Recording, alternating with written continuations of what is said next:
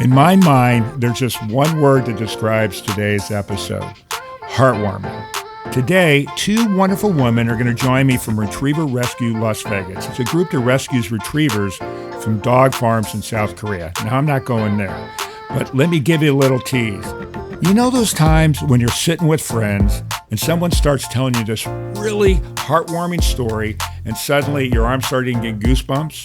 And then you start getting tears in your eyes, and then you start looking around at all your friends, and they've got tears in their eyes too. Well, today's episode, it's got one of those. So I'm absolutely positive that every one of you out there, at the very minimum, are going to have goosebumps from this one. And probably most of you are going to have tears in your eyes. I am absolutely positive. There's no doubt whatsoever. Now, at the beginning of the show, Dani Roth, who is the founder of the organization, she's going to go about how she got started, what they're doing to help rescue these dogs, how they're educating people, etc. And then Toni Gonzales, who works really closely with the group and has adopted dogs from the group, is also going to tell us some stories that are just going to melt your heart and keep you smiling. So get ready to hear some of these amazing stories. And also, get ready, you're going to have goosebumps up your arms. We are supported by PrepVet, providing stem cell therapy for pets. As a pet lover, did you know your pet can benefit from the incredible healing power of stem cell therapy? Prep Therapy offers a groundbreaking solution taken right from your pet's own blood. Say goodbye to joint pain, arthritis, kidney and liver conditions, and more. They'll experience faster recovery, increased vitality, and extended quality of life without the need for surgery or harmful drugs. Put the wag back in their tail and discover Prep Therapy today at PrepVet.com. Save 10% with promo code FurRealPodcast, covered by most pet insurance. For real, for real, for real, for real, for real, for real, for real, for real, for real, for real, for real, for real, for real. Got a bunch of furry friends and I love them all the same. I'm an animal lover, veterinarian is the name. Let's share some pet stories from heartwarming to strange, losses and gains, from wacky to insane. For real. You're now tuned in to For Real with your host, Mark Kyle. Hey, everybody, and welcome back to this segment of the For Real podcast. As I said earlier on at the beginning of this thing, I have somebody I've really been dying to talk to, and we just haven't been able to coordinate for a few weeks. Her name is Dani Roth. She is the founder of an amazing rescue organization in Las Vegas, Retriever Rescue Las Vegas. But the stories you're going to hear are incredible, and what they've done is incredible. One little thing I wanted to tidbit is there is going to be some information you're going to hear today that is not going to make you that comfortable, especially in the U.S. And just remember that some cultures do things differently. Most of the culture, even where they're doing this, and I'm not going to tell you until she can tell you a little bit about that, most of the culture is against it. This is the older generation. So we're not, definitely, as a forewarning, just, if you hear some little squeamish stuff, it's not meant to be. It's more of a bit of an education to understand what the great work that these are doing. So Dani, thanks so much for coming on, and I can't wait to hear your stories, and I'll pass the baton to you. Oh, thank you so much, Mark. I'm looking forward to it. I'm Dani Roth with Retriever Rescue of Las Vegas, and our mission started several years ago, where we've rescued now over 1,000 dogs from South Korea. So the reason we ended up targeting South Korea is I originally was looking for a golden retriever myself, and I couldn't find one that was available to adopt. And I spent about a year looking all over and just couldn't find one. I saw a news story on dog meat farms in Asia. So as I was watching it, it broke my heart. And I was watching golden retrievers and Labrador retrievers as targets. It was the year of the golden hair dog. So they were serving them up as meat. And this was shocking to me in 2019. I had no idea. So I was learning, just like I think most people do, that this does exist in 2023. It just seems impossible, doesn't it? Well, it seems crazy. As a matter of fact, if you remember when the South Korean, the Olympics were there, it was big in the news, even though we boycotted it, but it was huge in the news. And the big thing in the news is, and I've got some stats we can talk about here later on, in the news was that, they weren't doing this much anymore. Right. Well, I think your story is going to say maybe they are doing a lot more than we think they're doing. They're doing a lot more. There's, and I could email you the stats on how many dog meat farms actually exist in South Korea. And the reason we're targeting South Korea is there is an end. Like we actually see the end. There are so many people and so many Koreans and so many Americans and Canadians that are actually fighting to end this, that it's overwhelming amount. So the fact that they still exist seems almost impossible. But I'll tell you, when I first learned about it, at first I'm thinking, well, people are hungry. This isn't a third world country. This isn't what is happening. They are eating dogs they believe, for physical reasons. They believe it helps their joints and helps their stamina. They also believe in certain cultures that, it's religious almost to them beliefs.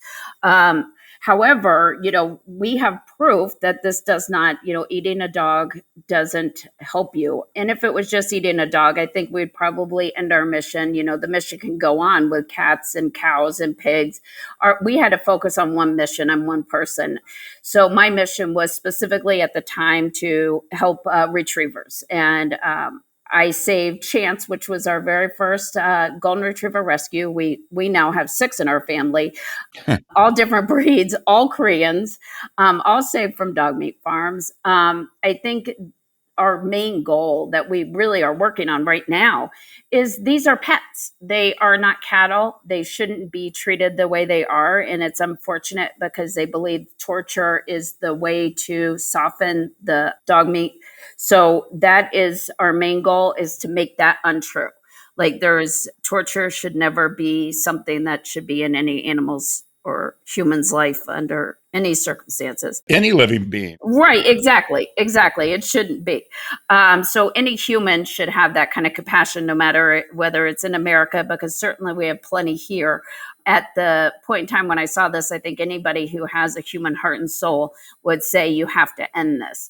Right before COVID, we had a bill in front of Congress at the government center in Korea, in front of the South Korean president, to end this, and specifically just label dogs and cats as pets instead of as cattle. So he was agreed to sign it. His wife, in return, adopted 2 dog meat farm dogs. I believe now they have 3. Yeah, I actually read something, just to interrupt a second. So I understood that the president was a big pet lover, and she has actually spoken out in public against this too, the first lady. Yes, so she is 100% behind ending this. Of course, now is when we're hitting political. Just like in any country, you have the politics involved and the old voters, the old families. Again, this is not a new generation that believe this. As a matter of fact, all the peaceful protests that you see are the younger generation that are saying, no, stop. We're not supporting this. There's obviously big corporations that stand to gain from this. That keeps the votes in the favor of the farmers, as opposed to in the favor, in peaceful protests and all the rescuers and everybody just solely wanting this to end. It's such a weird concept for us, but if you can kind of take a pet out of that picture and think of a huge cattle ranch, because some of the things I read, some of these farms, or dog farms they call them, have anywhere up to 700,000 dogs, or 7,000 dogs. 7,000 dogs, an average of 500 dogs. 7,000. Yeah. And so it's probably really lucrative. And the other thing I read was, when they've been trying to get this passed to ban it, because it's not legalized, but it's not banned. So it's fallen in some kind of gray area, apparently. And apparently the people that are for it is only 1/3 of the generation. So think about it. It's the older generation, the younger generation, that is kind of going, this is really animal brutality. And it is. It's, outright cruelty. And any human that would want to, I won't even speak of eating it, but that would want to torture an animal, something's wrong, right? I mean, something's right. mentally wrong with you to want to do that, whether it's an animal, a human, any kind of abuse is rejected. But they're doing this in such large quantities and groups of animals that, people just need to be aware and know and say stop. As Americans, we actually have a very loud voice. You saw with the Olympics, how they tried to hide it, and they made restaurants remove it from menus that could be seen on the streets, so that, there's a lot of hiding going on. And that's for a good reason, because it shouldn't exist. And Americans, when they go somewhere or they watch someone or see something, they speak up, and we're loud about it. And they don't want us involved, so we get involved. And we're going to be involved, I think, until we see it end. And we see the end. Like I said, there is if COVID didn't hit, I believe that bill would have been signed a few years ago. We're back on the table. And I think as long as many people that can sign off on petitions to end this and believe it, it's weird how many people that, think that this doesn't exist when unfortunately it does. And, like I said, our mission is to end the cruelty behind it first. Then we can tackle, everything else in the world has coming down on it. But right now, let's, stop the torture of innocent lives. Well, when I talked to Toni, the volunteer that worked with you guys, when she was telling me they beat them because they think the adrenaline makes the meat better or some crazy thing. It tenderizes it, yes. And they believe if the higher the adrenaline, so they burn them and beat them, electrify them, oh my God. And try to keep them alive as long to build the adrenaline, which in return tenderizes the meat and builds up almost a Viagra for. They believe this is not true. Everybody out there, this is absolutely false information. It's not true. This is a belief that they have. There was a point in time where I heard it can make the difference on if you're going to have a boy or a girl, child. This isn't true. Well, even if it was true, who cares? You're beating an animal. Who cares? Right. I mean, it's wild. I just don't want someone to take that line. Yeah, it's not true. And these are pets. You wouldn't believe, out of the 1,000 dogs, I don't think anybody that has one of them would ever say they aren't the best, most amazing, most forgiving, most loving animals they've ever had in their lives. And I can tell you, most people adopt multiple from us. Oh, first off, let me just be really true. And for all you listening out there, Retriever Rescue of Las Vegas, if you go online and look at the photos, these dogs are gorgeous. They're like show dogs. It's crazy. It's unbelievable. Beautiful. And they're most of the time purebred. When they're mixed, we know they're mixed. But the purer the breed, the more the money for the meat. It's kind of like going and getting, bluegrass fed cow or, something along those lines. I don't know. I'm a vegetarian, so I can't. I don't know. But, like a filet mignon. Wait. Did you become a vegetarian once you found out about the dog thing? No, actually, I became one years and years, probably in 1998. Wow. Good for you. So that's how many years yes. So, it, had nothing to do with this, believe it or not. 2019 is when I first learned about dog meat farms. And good thing you're already vegetarian because it'd be even worse. But yeah. So one of the things I read, and you're obviously a lot more than I did. I just did some research. So I knew a little bit about what I was talking about today. But so typically they're actually raising puppies, and they go to market, I guess, when they're about a year old. So they're still babies. Is that true? Oh, they're still babies. Everybody, when we go in and so our goal is that our rescuers and our partners go in and close the farm down. So whatever it takes to legally, peacefully close the farm down. So all of the dogs that are on the farm are safe. It's not like we go in and cherry pick and say this one, this one, this one. That isn't what happens. Rescues like myself are across the country, throughout the United States. So every dog that is there is saved. How are they able to close it, though, legally, all that? What do they do? Well, recent one, it was polluting the water that was running into the city. So the river stream water was getting polluted. So they were able to prove that. So as long as it's harmful to humans, they can close it down. Sometimes like we were talking, it's like grandfathers and grandmothers. They're able to go in and offer a little money for everything in return. Mm-hmm. And when they do this, don't think, they can just restart. They lose the grandfather license of the farm. They sign contracts saying they'll never do it again. And we send in bulldozers that remove plow all the crates, and we remove all the metal from there. So it's not like they will have enough to start over. This is something, we make a huge point in doing. Okay. So when you say we send in, so you have partners there. Now, who are your partners over there and how does that work? Recently, in the past 2 years, we formed Retriever Rescue of Korea, which is our Korean branch, and specifically opened a shelter we call the Lodge Hmm. that lodges, up to 25 dogs.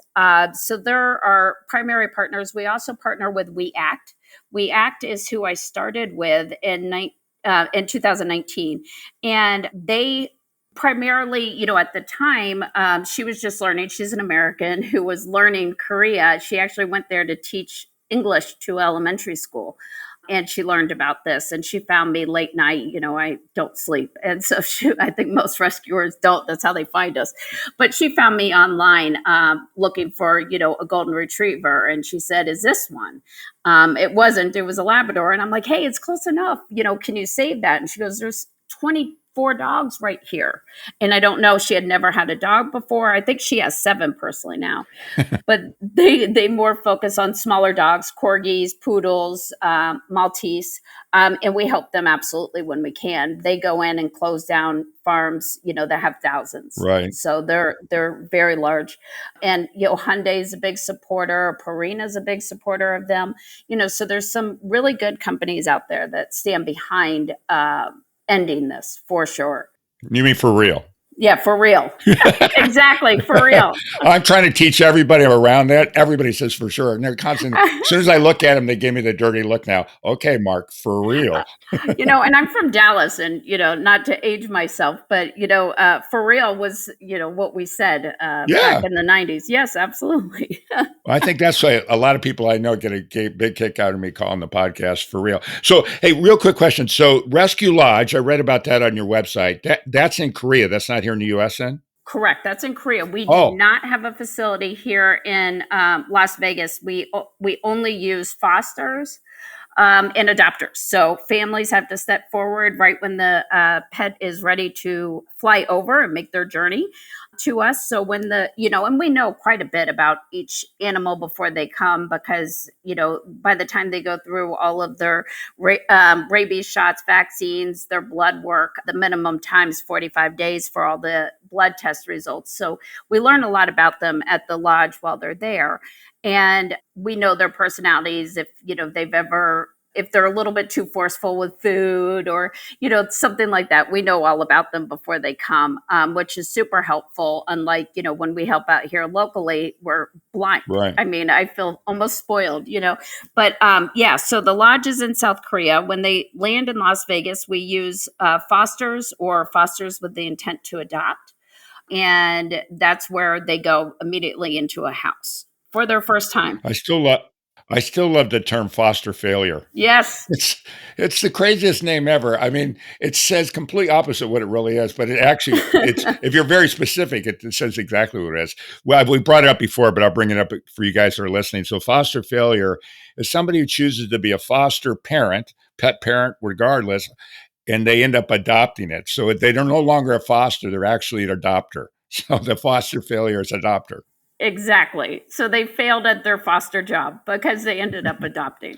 So in other words, they failed, but they succeeded. Exactly. They did what we wanted them to do. Yeah, I know. It's great. So when you have the dogs over there, you've identified these dogs. They go into the lodge or some other place, I guess. So it takes 45 days for them to legally get over here. Is that the length of time, or how does that work? Yeah, it depends. It honestly depends on the dog's health when they are rescued. But like if a dog's under 1, it probably doesn't have heartworm. Nothing that South Korea has is harmful to the United States. So we don't go through a lot of the CDC regulations that many countries have to go through. South Korea is a very clean country, and everything's very rabies free. I think they've been rabies free longer than the United States has been rabies free. So, in dogs. So we don't, 45 days is usually the minimum amount of time, and we can get them here. The USDA and the CDC have to approve all their vaccines, and then they approve them to fly. And we use what we call as flight heroes, somebody that's flying, Right, from South Korea to Las Vegas. right. So the other thing is too, just to bring up, you don't necessarily have to be in Las Vegas to if you wanted to get an animal, correct? Or is it all Las Vegas? What we do require is that you come to Las Vegas to pick up your baby, beat your baby, and drive home. Right. So it would need to be close enough within a drive. We won't put our dogs back on a plane. And, driving's a bonding time. It's, take a road trip, have fun. You can fly in, rent a car, and take your baby home. We do have to approve your application and do a virtual home check and all that fun stuff because we're pretty picky. As you should be. These dogs deserve, they deserve it. One of the sad things that came from COVID, when you talk about adopting, so many people, because they're home, adopted these dogs. Now all these, the rescue places are getting the dogs back because people really weren't prepared to have animals. They just were lonely and got them. And I just think it's just so sad to give up that quickly once, the world got a little bit normal. It bothers me. It does. It does. And that's why you have to do those home visits and really kind of weed out. Everybody's got a big heart, but not everybody should have an animal. Right. And, even some of our fosters, we get summers are amazing for fosters because we have so many teachers that just want to help. Right. But they also know when they go back to school, they're going to be too busy to have an animal at home. So, they make great fosters because they actually commit and they only foster and they're there. So we can count on many of our teachers during the summer, which is, unbelievably amazing. But we also get nurses and doctors and ER heroes help. It's just amazing. Yeah. So, we're talking about how when you do the road trip is a great bonding one. I always talk about my dog, Mabel. This is she's a rescue, by the way, but she is the craziest dog ever born. She's more anxious than any dog. She loves you to death, but anybody that's ever met her, everybody knows who Mabel is. So when I got her, there was a rescue group here. I'm in Austin, and rescue group here. And so I picked her up, and she was a sweet thing. They thought she was part lab, but she had hound in her. So I had her sit in my lap and she peed all over me. So is that good or bad? I don't know. Is she marking her territory? Or was that a forewarning of the way the rest of my life is going to be? I can't even begin to tell you how many times that's happened to me. Oh my gosh. My husband, I swear, every time we go, we meet a male dog. I have to tell him, you're getting peed on. You don't feel it. Like the dog's peeing on you right now. Come on. They like to mark him without question. Oh, well, Mark was marked. I'll tell you that. Yeah, exactly. You got marked. Yeah, boy, I tell by you. Mabel. Oh, boy. And she keeps doing it to me somehow, some way. What's her mix? Oh, she's what they call a pharaoh hound. And the pharaoh is kind of like if you think about the Egyptian dogs and the statues. Oh, yeah. She's that. And I call her a Mexican rat dog. She's got everything in her. She is by the way, if she was in South Korea, they wouldn't catch her. She's the fastest dog I've ever seen in my life. I mean, one night I lived next to a park and they have all these, we have a lot of coyotes here every now and then. She got out. I don't know if the door didn't lock or something. I hear the door and I go out and I see her in this park and I see this blur running one way, running the other way. And she's a hound. She's going to come when she wants to come. And especially now she's out of the house. And so I'm going after her and I calling her and she would turn around. And of course she'd go again. What she was actually doing, she'd seen these 3 coyotes and I kept chasing her and going. And I could tell these coyotes are trying to hurt her. And finally, she ran. There was some woods there, and I couldn't get in there. So I'm going, oh my God! I left the door open. An hour later, Mabel came back. The cat was going, can't catch that one. She's like, I got you.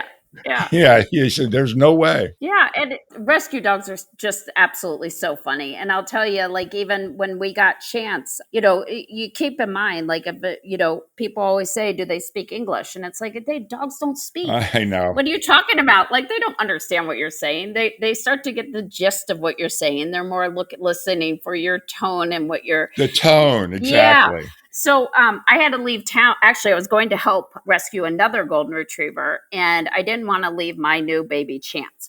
And my parents lived down the street, so they had never had a dog before. So I bring her over, and I'm like, here's what you need to do. You're going to have to walk her. She has to go potty outside. I go through like the most basic things that you've never thought that you have to do.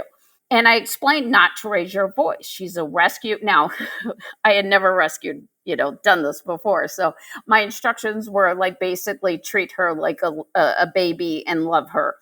And I get to California and my dad sends me a photo of her. And he's like, what am I supposed to do about this? She's laying on their kitchen counter. She has eaten all their food that they had set out. And he's like, but I can't yell at her. And I'm like, okay, let's not encourage this behavior though. Right. I go pick her up, put her back on the ground. She was like an 8 or 9 month old golden retriever. And he was like, but you told me not to raise my voice. I'm like, keep your voice down. Pick her up, put her on the ground, move the chair so she can't get back on the counter. I'll be home soon. Oh, I know that one really well. You know what's crazy about this is about Mabel again.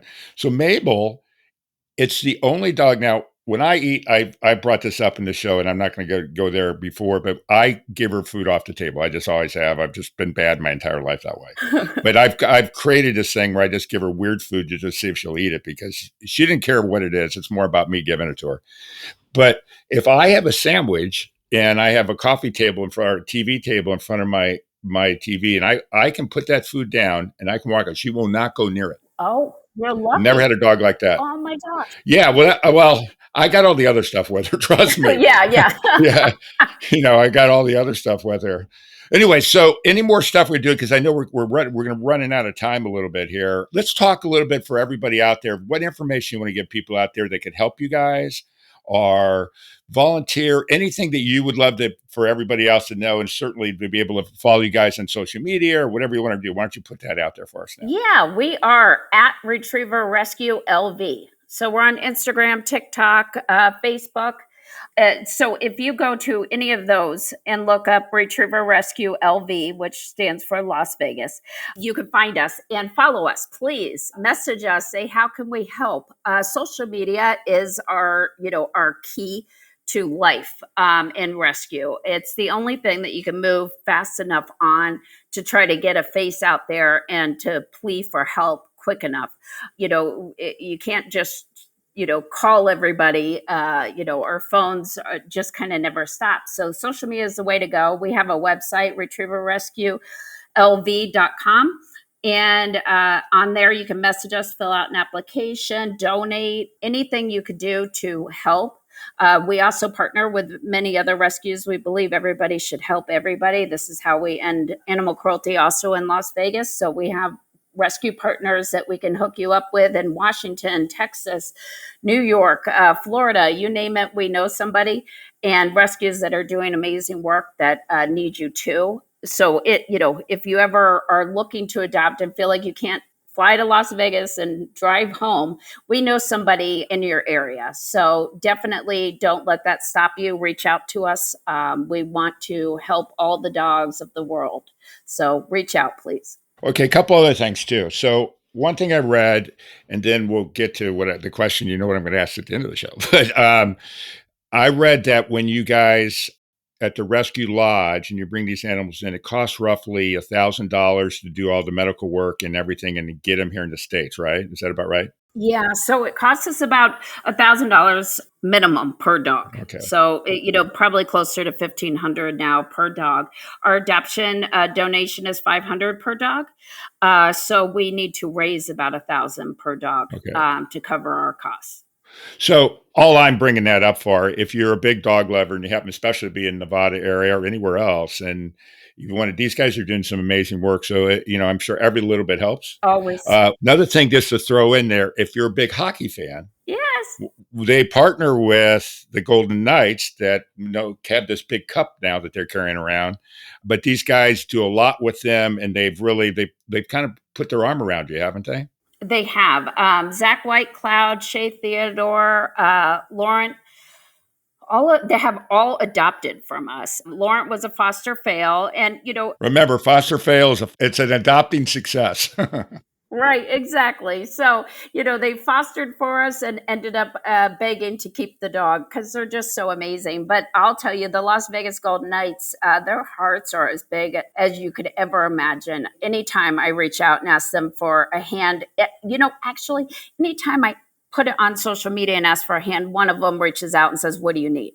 That's how amazing our Las Vegas Golden Knights are. And obviously there's significant others, to go with that, because I'm sure they're a huge part of everything that happens.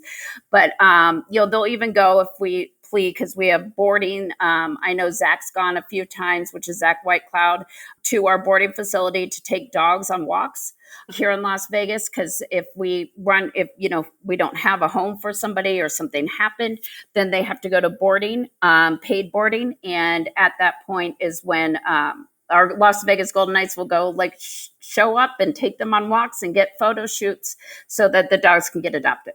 Hey, question. How old do you have to be to take the dogs for walks? 18. 18. So if you're out there and you're 18 years old and want to do some volunteer work, I guarantee you guys will probably use a volunteer every now and then, right? Absolutely. Always. And, keep in mind, we're not going to put a dog that isn't good on a leash or isn't going to behave, in a car or, on a leash with somebody. We're very careful. We don't want to jeopardize our animals as well as we don't want to jeopardize our volunteers. Absolutely. So now the big question is, like I ask everybody, do you have an animal joke or do I need to tell an animal joke? Oh, wait, I do have an animal joke. There you go. What does a noisy dog and a tree have in common? I don't know what. A lot of bark. There you go. Thanks. I'm glad you got that. Okay, everybody, for everybody listening, as I say at the end of every segment, if you have a good joke that you want to send in, and it's a good one, and we'll put you on the show, and it can be you, your children, whatever. We'll record it. We'll get a hold of you and do that. But please send them in. The best way to send it is actually directly to me, and that's mkyle, Kyle, at forrealpodcast.com. mkyle at forrealpodcast.com. But everybody join me out there and thanking Dani Roth for spending the time to educate us and also doing some wonderful work for some pretty cool furry babies. Thanks so much for being on here, Dani, and have a great day. And thank you, everybody, for listening to my crazy antics. I really appreciate it. For real, for real, for real, for real, for real, for real, for real, for real, for real. We're supported by Let's Walk, that's here to love your animals like our own. Austin, Houston, and Denver. Let's Walk is here to love your animals like our own. From daily walks, play, in-house sleepovers, and more. Go to work, out on the town, or take a vacation knowing your pets are in the best hands. This woman-owned small business does it all. Check us out on Instagram at Let's Walk Austin, Houston, and Denver. Hey, everybody, we're back. So I've got this great guest today. We're going to have the best time ever. So as we were talking earlier in the first part of the podcast, Retriever Rescue of Las Vegas, Dani's this great person and through whatever. And actually, I met Toni Gonzales, who's going to be on here with us in just a second. I met her through Dani, and then we have a mutual doctor friend, Dr. Dennis Orrin, a veterinarian that I've known for years, and that's actually how I met both of them. But anyways, I'm not even going to get into too much detail. She's got, there's an introduction you heard earlier, but she's got such a background. She's like all of us, a wonderful, loving animal lover. And let's welcome Toni Gonzales. Hey, Toni, welcome. Hey, Mark. Thanks so much for having me. I really appreciate it. Well, I've been looking forward to this. And for you guys out there who are listening, so we literally met yesterday. We did. But the crazy thing was, I didn't realize that when we hung up, we ended up talking about all these different things because some mutual likes and that we have, but we talked for over an hour and I feel like I've known you forever. So this is going to be a fun one because I feel like you're like my sister there out in Las Vegas. Oh, thanks for saying that. I will tell you, I was having a conversation with somebody last night and kind of recapping what the podcast was going to do today. And they were asking, so what are you going to talk about? And I said, well, dogs, obviously, like, come on, let's get real. And they said, well, how long, what's the time limit? Like they had all these questions. And I said, I don't know. We didn't talk about that. I don't know. We didn't talk about that either. Well, what did you talk about? I'm like, everything else. It was such a great call. Well, it's funny and I'm sure you've listened to a couple of the ones that we've had before and, you heard what we're talking about with Dani, but, I just kind of freeform this thing. I just enjoy so much hearing all the stories and, the people I get to meet through this and all that. And I love your story. I love your passion. So let's kind of dive into it a little bit. Now, I know you've got a big background in, the entertainment industry. By the way, guys, on a side note, so you need to go on Instagram to TV Producer Girl on Instagram. You are going to see the best reels about animals. If you like animals, and I follow a bunch of different things on social media. And matter of fact, I haven't even told Toni this, but I love your reels. Matter of fact, I'm going to have you do some for me. I think you do such a good job. Oh, thank you. It's really, really great. It's easy to do those things when you're passionate and you have such a joy for those things, and you see how far the reach is. So those are, to me, those are passion projects, hands down, no question. Well, you've got talent. I tell you that right now. And of course, you're doing all the heartstrings with all the animals on there. By the way, another thing. So again, like I said, we just talked yesterday, but you sent me a bunch of information. Murphy is the most cute dog I've ever seen. Oh my God. Murphy, I am over the moon in love with Murphy. Murphy is divine intervention. I will tell you that story when we get to it, but we've got to go through a couple of other loves of my life before we get to Murphy. But Murphy is just spectacular. I know I'm going to take heat for this, Mark, and I hope that you don't take offense to it, but Murphy is the perfect dog. Prove me wrong. You know what? Everybody has a perfect dog. He's the perfect dog for you, for sure. Absolutely. Or actually, forget for sure. Let's say for real. Anyways, so one quick question, and then let's dive. So you've been all over the place. You've been in Roswell, and you've been in Albuquerque, I think, and then Tampa, and you ended up in Las Vegas. How did that happen? I did. So professionally, and I'll tell the Cliff Notes version because I'd prefer to spend most of the time chatting about dogs. Absolutely. But the short end of the story is I was a sophomore in high school and started interning at the CBS affiliate in Roswell, New Mexico. Now, everybody knows Roswell because it's, Alien 101, right? Mhm. And I did it, and I was really incredibly lucky, and it was a news station, and I just kind of took to it. I was a good writer. I started out as like a little baby editor, video editor for the TV nerds out there. It was when we still edited tape to tape and not linear. And the thought of editing anything on a telephone was just incredibly unheard of. The internet wasn't even out.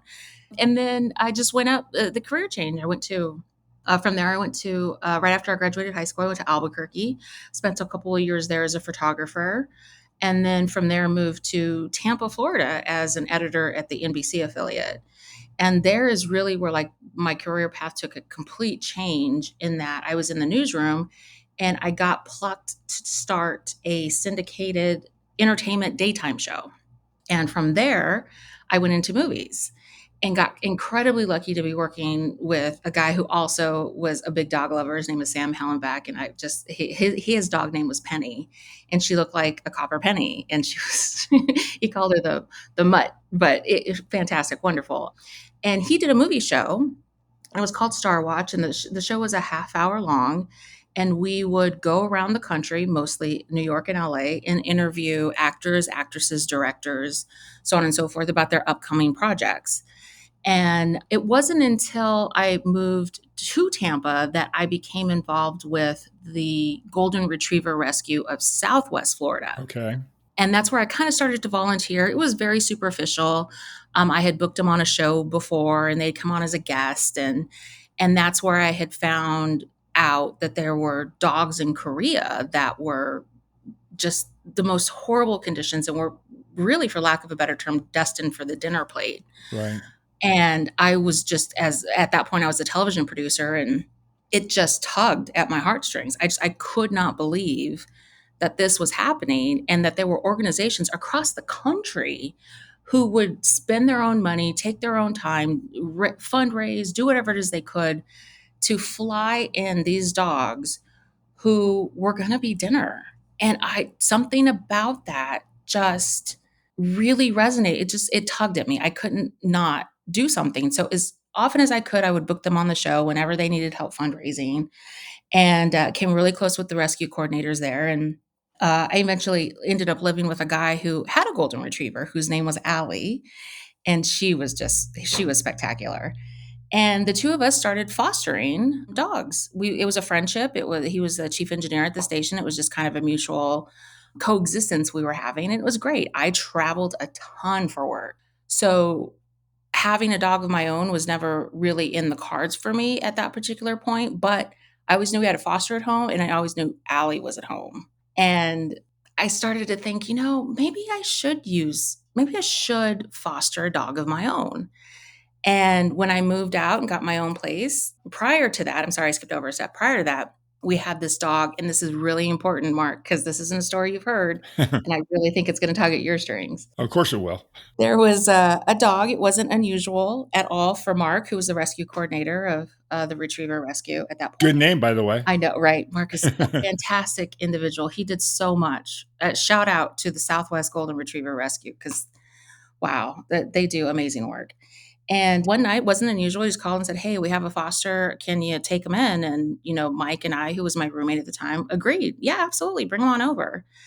And as it is with dogs, as you know, you don't just let them into the house. We did an introduction with Allie outside in the yard to make sure they were cool. And this was roughly September, October. And Ralph sauntered inside, and we had a big 4-bedroom house at the time. And we went inside, and we were like, "Okay, we're good." Mark said goodbye. "We'll see you in a couple of days." And we couldn't find Ralph. And we were looking and we had 4 bedrooms. It wasn't, a gigantic house. It was 1 story. And we thought, where the heck is this dog? We thought, okay, straight for the food. Wasn't at the food. Okay, he was outside playing in the yard. Wasn't there. Well, I finally found him curled up on the center of my bed. And I was like, this dog thinks he's my dog. And I'm convinced to this day that he knew what I didn't know at that point. And long story short, he ended up becoming my first what did they call foster failures? I was a proud foster failure. And his name was Ralph. And he looked kind of like Ralph the Muppet to me, on Sesame Street. Yeah, sure. He looked like Ralph. But his name was Ralf, which I thought was very interesting. And I heard a little bit about his story. His story was that he had lived with the same family for 10 years, but they were moving to an apartment and they couldn't take animals. And I was incredibly judgmental. I'm not going to lie, Mark. I was incredibly judgmental. And I was like, how do you do that? Then you find another house with a dog. I don't get that at all. I don't get that at all. I was so angry with this family. But then I realized everything happens for a reason, and he was meant to come to me. Okay. It's funny, I was just thinking about what you were saying is, I bring this up in the show every now and then. Animals know. They just know. They've got this sixth sense, and it's always interesting to me when I'm in a crowd and there's somebody with a dog, and you'll see how the dogs will pick out certain people that they like and certain people they just won't like. So everybody has some kind of energy, positive energy, and they get it. They just do. Yeah, I will tell you, Ralph was so strange. I'm going to sidebar very quickly for this story that I think you will appreciate just based on the short time that I've known you. I think you'll really kind of appreciate this. I took Ralph to the dog park one day, and he had undergone a surgery. He had to be fixed, all these other things. So it was a while before he could get out and socialize. And I took him to the dog park, and of course, he disappeared. Couldn't find him, didn't know where he was. And this really big, burly gentleman who you just think is, oh my gosh, he could slap me into next week if he really wanted to.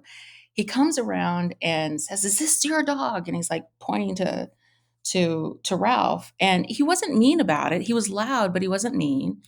And I said, "Well, I'm his foster mother. Yes, that's my dog." And he said, "I want you to come here, please." And I'm going, oh my gosh. I couldn't imagine. In my worst nightmare, I thought he's bitten his child. He's bitten his dog. The worst is going through my head. And so I turn around where he is. It's a really big tree, so I couldn't quite see what was going on. But once I rounded the corner, I saw Ralph was on the floor, sitting basically at the feet of this young boy who was maybe 4 or 5 years old. And this young boy was chatting up like he had just had a gallon of caffeine.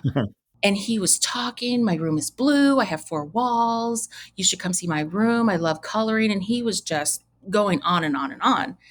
And so I looked at the gentleman and I said, "That's my dog. What's the problem?" And I turned and I looked, and the gentleman, who also ironically, his name was Mark as well. There's so many good ones out there. There really are good ones.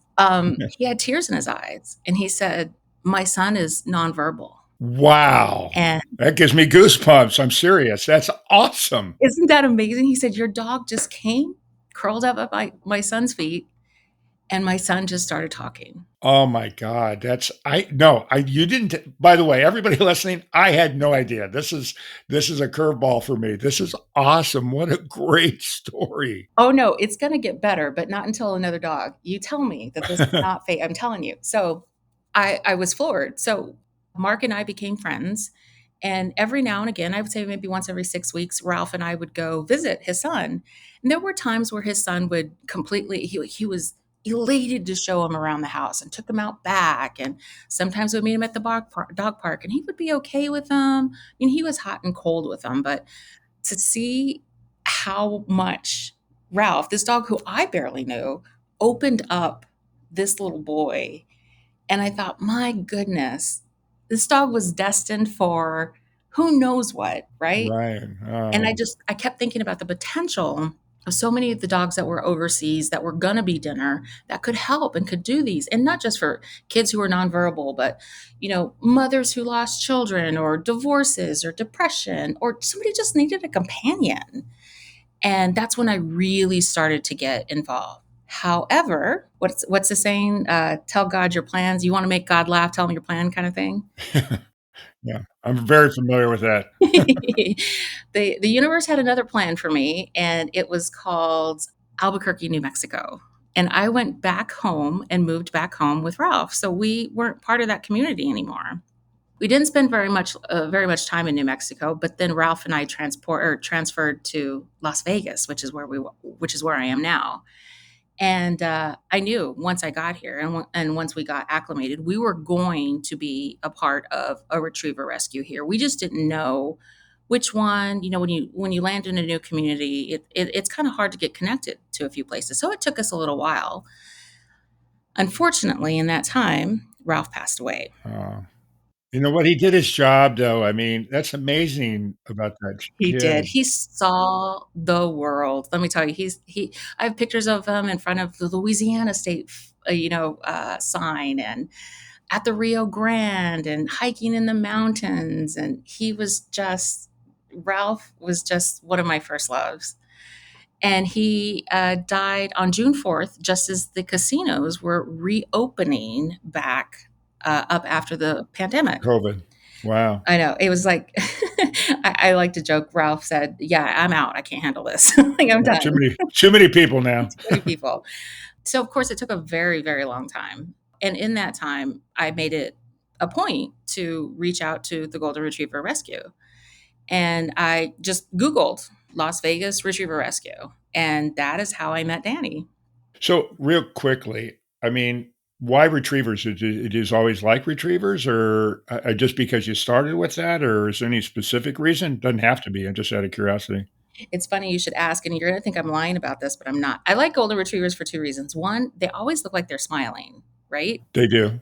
I mean, any Golden looks like that they're just having the time of their life. Right. And who doesn't want that around, right? Yeah. But then the other silly, really ridiculously silly reason is, do you remember maybe like a decade ago, there were these big popular personality tests where you could take like, hey, if you were a friend, which friend would you be? Right. I remember that. I don't know if I'm trying to remember. I probably was afraid to find out what mine was. I know, right? I took that test. What test would you be if you were a dog? What breed of dog would you be? And I fully anticipated to get like a Chihuahua or a German Shepherd. And I took that test 3 times, and each of those times it was a Golden Retriever. So I thought, okay, it's a sign.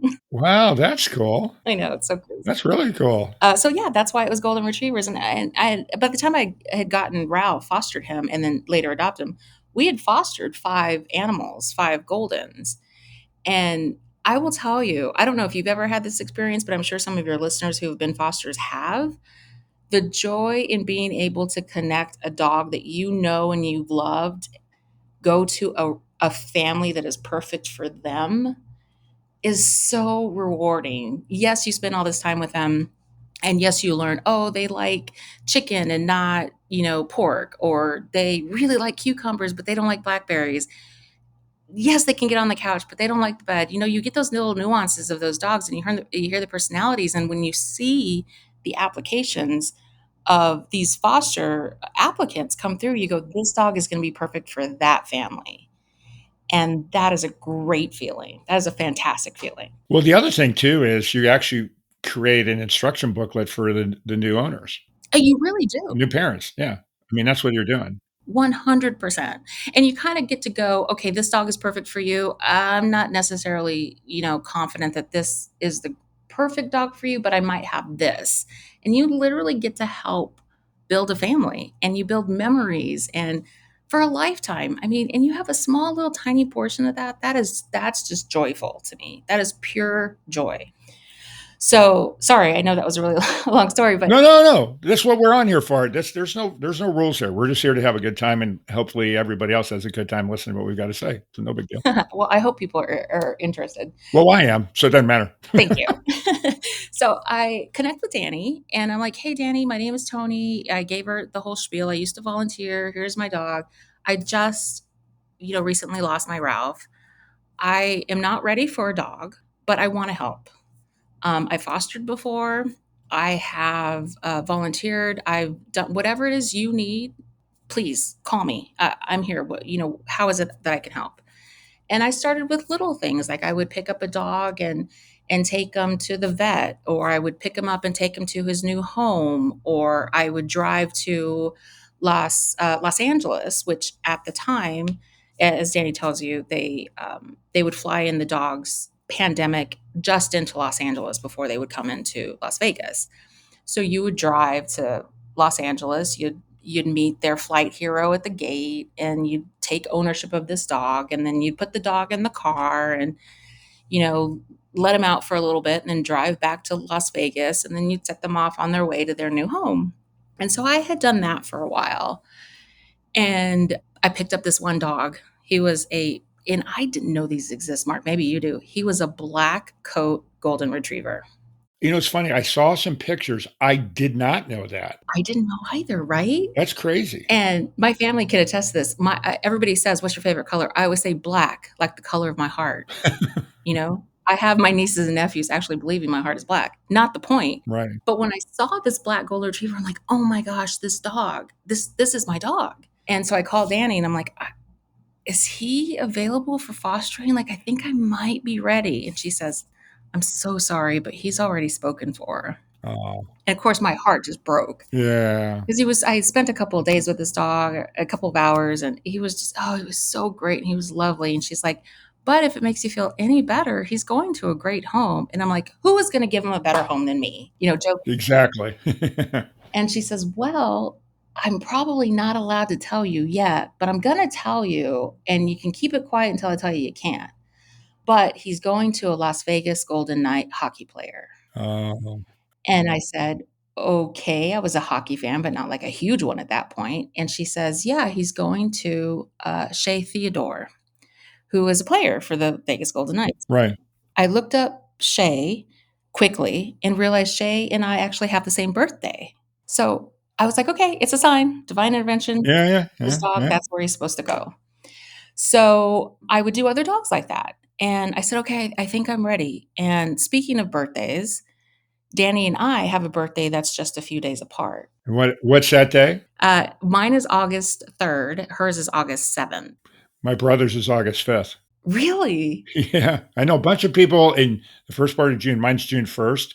I actually have a friend that's actually on the same day, but I have a cluster of people in June and a cluster of people in August at the beginning of August. It's the weirdest thing ever. It's very bizarre. In my family, I have the same thing. Within a 2-week span, 4 of us celebrate birthdays. It's very bizarre. But Dani and I were both Leos. And so this is how Leo came into my life. So I said, "Dani, I'm so disappointed, but I get it. It was such a great match." They had already had another golden in the house, and I knew it was good, but I also knew, okay, it's time.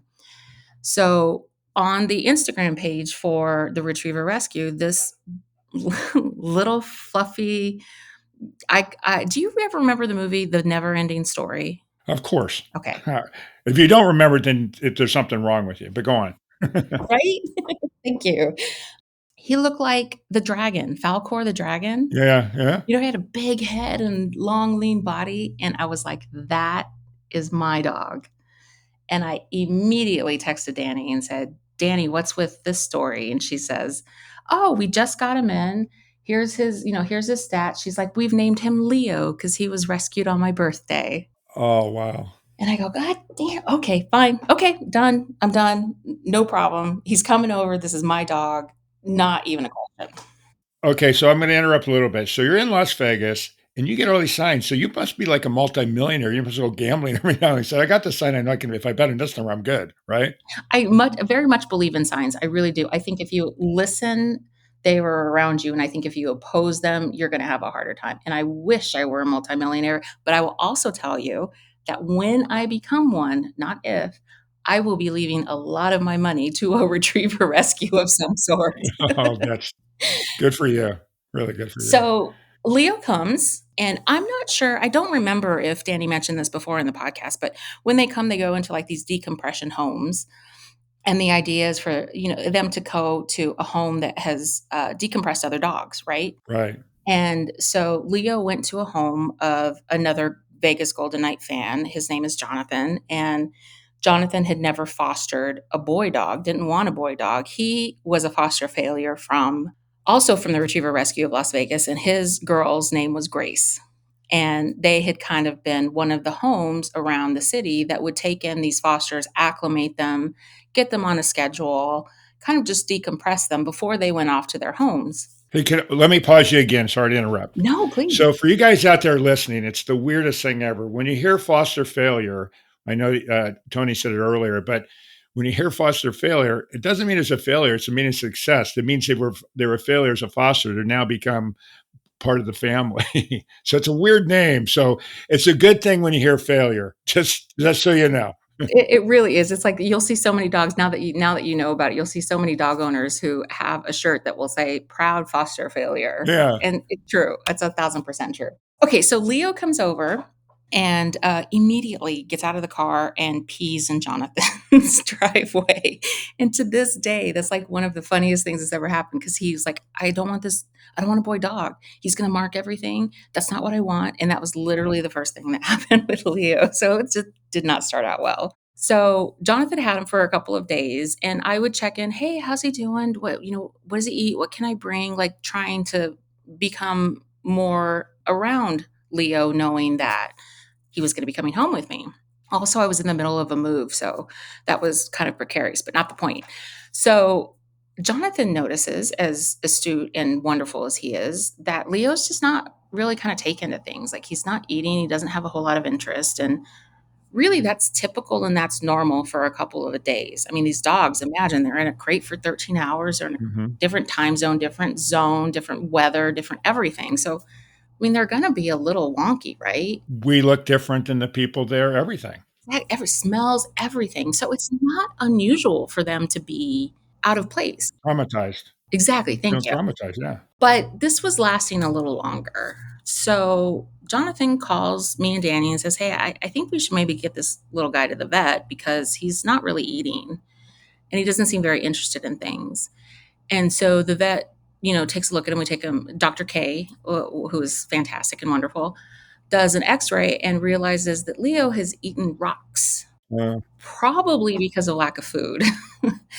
So she said she suggests a surgery. We do the surgery. While she's in there getting the rocks out, she discovers that Leo's kidney is just covered with cancer. And she's like, literally, she calls us on the phone. She's like, I have them open on the table. What do you want me to do? Like this is not going to be good for this dog. It's going to be a long road ahead of him. Right. And we were already so bonded with him. We said, do everything you can, treat this dog like your dog. We trust you.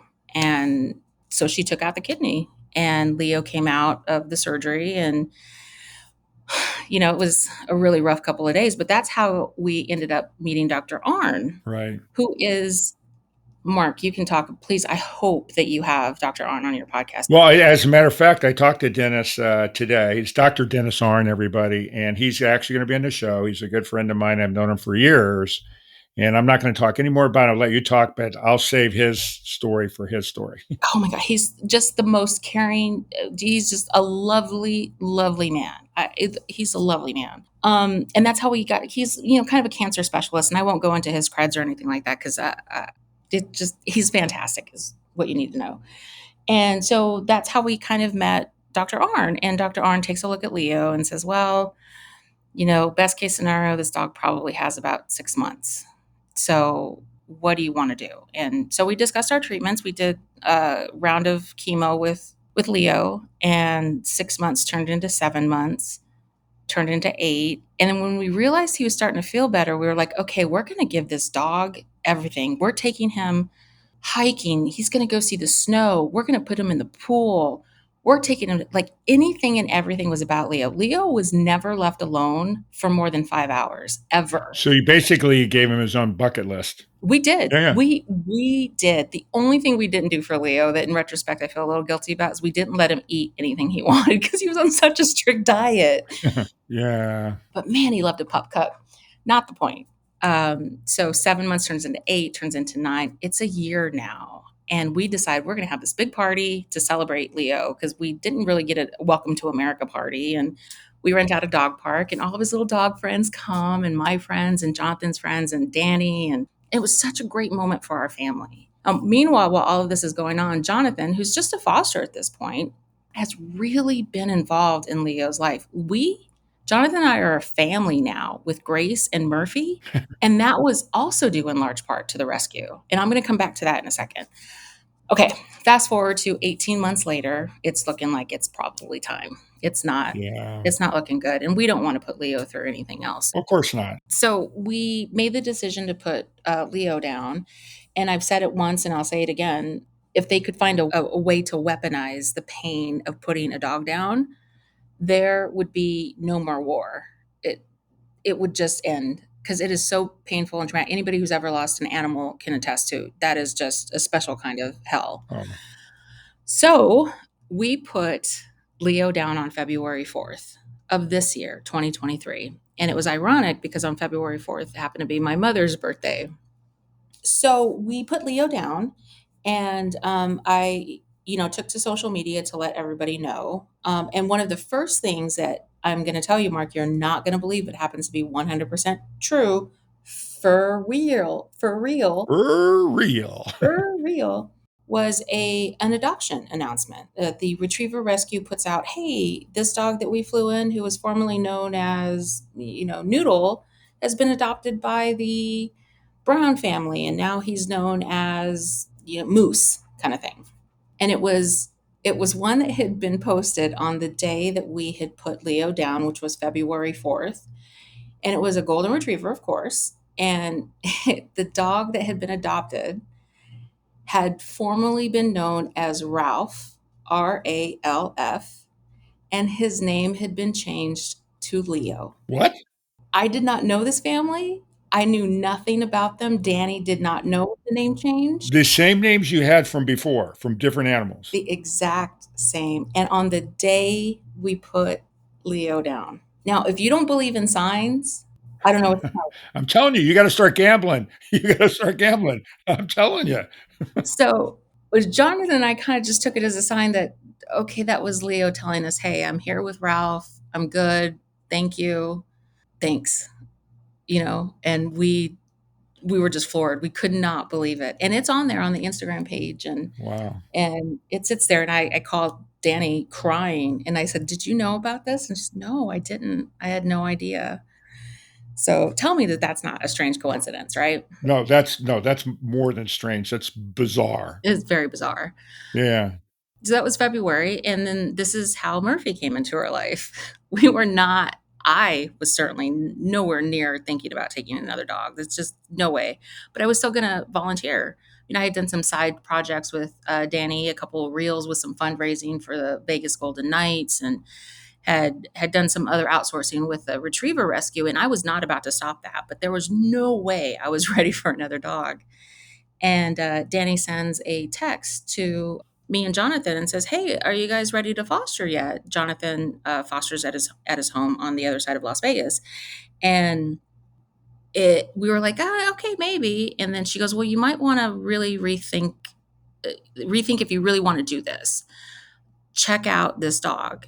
And she sends a picture. That dog is so gorgeous. It's unbelievable. But if you knew Leo, we honestly, no joke, thought that she was sending an old picture of Leo.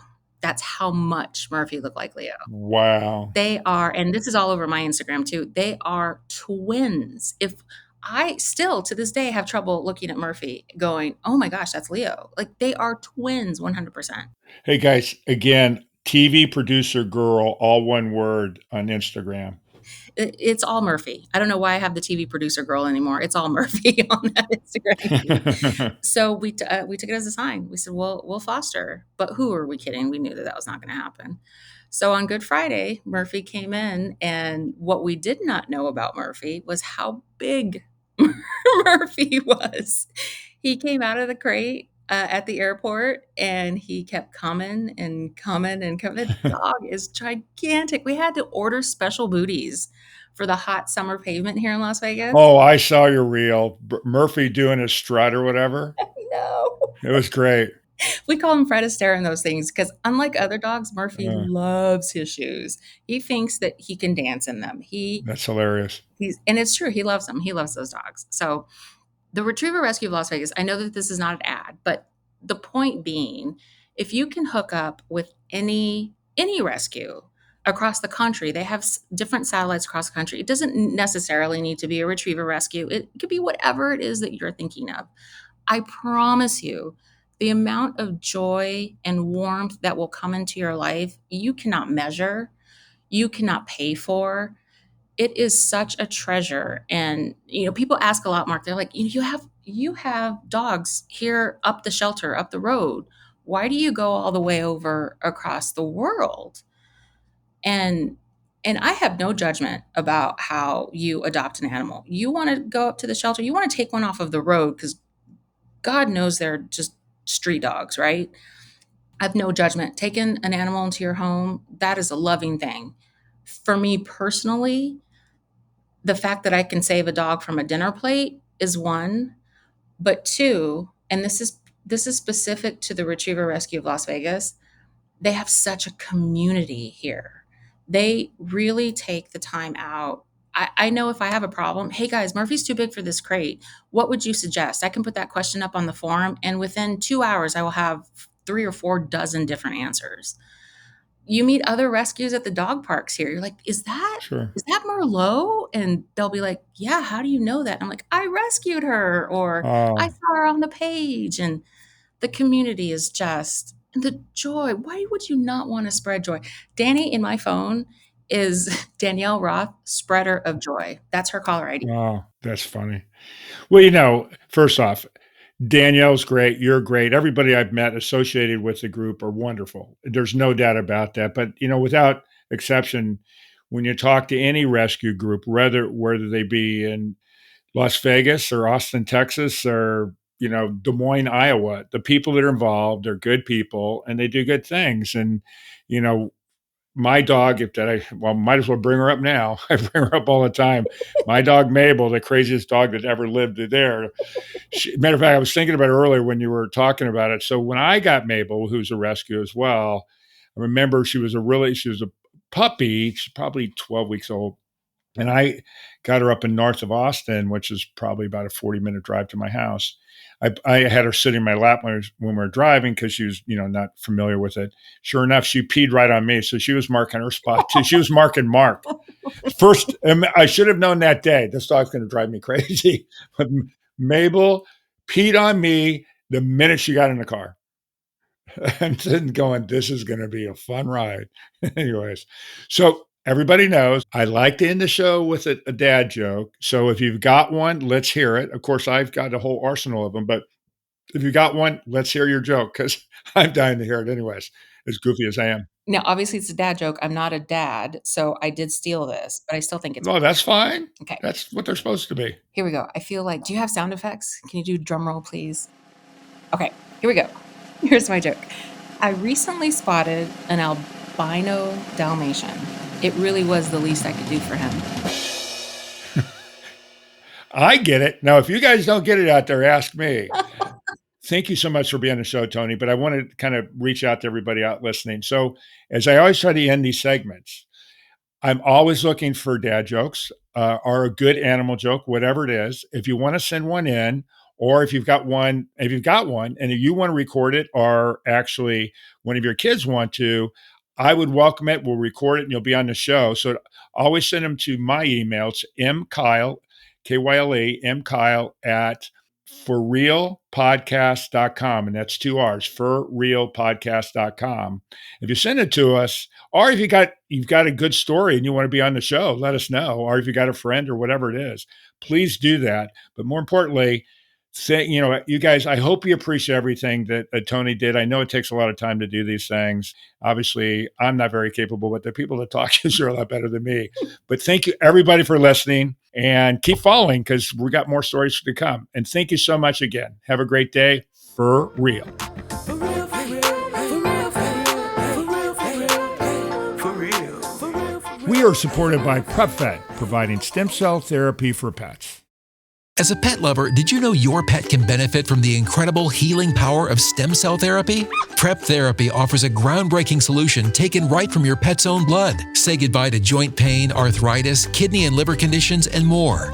They'll experience faster recovery, increased vitality, and extended quality of life without the need for surgery or harmful drugs. Put the wag back in their tail and discover Prep Therapy today at PrepVet.com. Save 10% with promo code FurRealPodcast, covered by most pet insurance. That concludes this episode of For Real with your host, Mark Kyle. For previous and future episodes of For Real, listen via all major podcast streaming sites.